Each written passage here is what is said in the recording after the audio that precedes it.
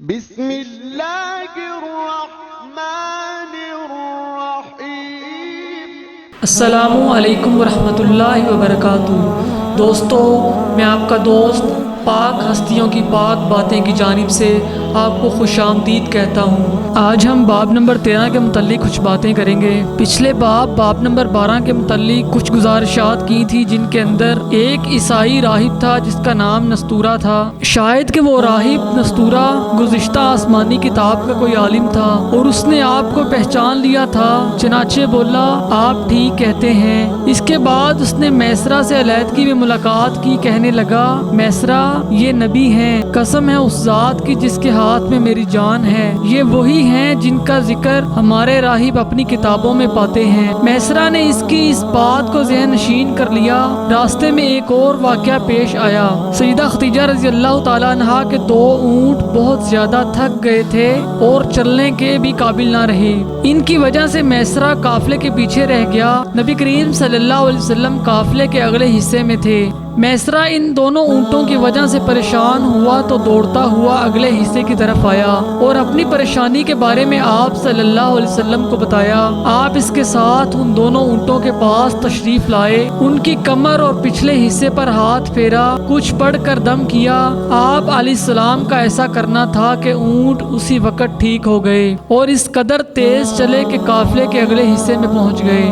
اب وہ منہ سے آوازیں نکال رہے تھے اور چلنے میں جوش و خروش کا اظہار کر رہے تھے۔ پھر قافلے والوں نے اپنا سامان فروخت کیا۔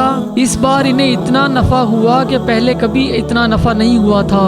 چنانچہ میسرہ نے کہا اے محمد صلی اللہ علیہ وسلم، ہم سالہ سال سے سیدہ خدیجہ کے لیے تجارت کر رہے ہیں، مگر اتنا زبردست نفع ہمیں کبھی نہیں ہوا جتنا اس بار ہوا ہے۔ آخر کار قافلہ واپس مکہ کی طرف روانہ ہوا۔ میسرہ نے اس دوران صاف طور پر یہ بات دیکھی کہ جب گرمی کا وقت ہوتا تھا اور نبی کریم صلی اللہ علیہ وسلم اپنے اونٹ پر ہوتے تھے، 2 فرشتے دھوپ سے بچانے کے لیے آپ صلی اللہ علیہ وسلم پر سایہ کیے رہتے تھے۔ ان تمام باتوں کی وجہ سے میسرہ کے دل میں آپ علیہ السلام کی محبت گھر کر گئی اور یوں لگنے لگا جیسے وہ آپ کا غلام ہو۔ آپ صلی اللہ علیہ وسلم دوپہر کے وقت مکہ میں داخل ہوئے۔ آپ صلی اللہ علیہ وسلم باقی قافلے سے پہلے واپس پہنچ گئے تھے۔ آپ سیدھے حضرت خدیجہ رضی اللہ تعالیٰ عنہا کے گھر پہنچے۔ وہ اس وقت چند عورتوں کے ساتھ بیٹھی تھی۔ انہوں نے دور سے آپ صلی اللہ علیہ وسلم کو دیکھ لیا۔ آپ علیہ السلام اونٹ پر سوار تھے اور 2 فرشتے آپ پر سایہ کیے ہوئے تھے۔ حضرت خدیجہ رضی اللہ تعالیٰ عنہا نے یہ منظر دوسری عورتوں کو بھی دکھایا۔ وہ سب بہت حیران ہوئیں۔ اب آپ صلی اللہ علیہ وسلم نے حضرت خدیجہ رضی اللہ تعالیٰ عنہا کو